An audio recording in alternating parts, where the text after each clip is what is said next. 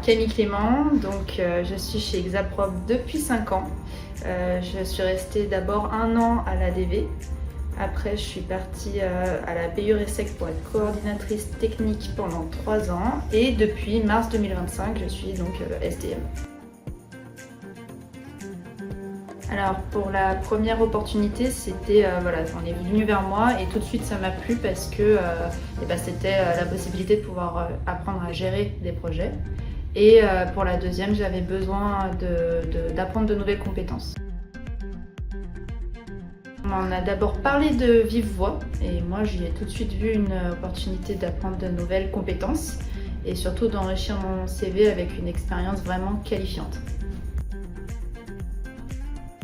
Il y a une passation qui a été mise en place et donc on a fait ça en palier de 2 semaines. Donc premier palier de 2 semaines, 75-25, donc 25% de mon temps consacré à ma nouvelle émission. Ensuite 50-50 et puis 75-25 et jusqu'à arriver en 100% en 1 mois et demi, 2 mois.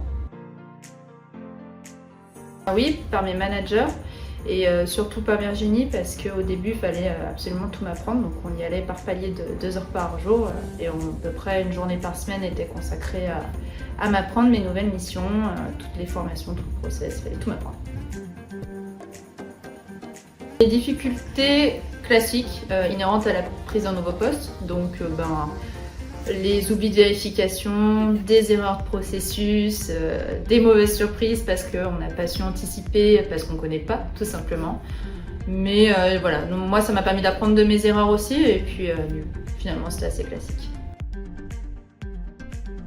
De ne pas hésiter parce que c'est pas dans la culture de beaucoup d'entreprises de proposer des mobilités internes aussi variées, sous réserve que ça corresponde quand même un minimum au tempérament de la personne parce qu'il faut savoir sortir de sa zone de confort, il faut aimer apprendre, il ne faut pas avoir peur de faire des erreurs.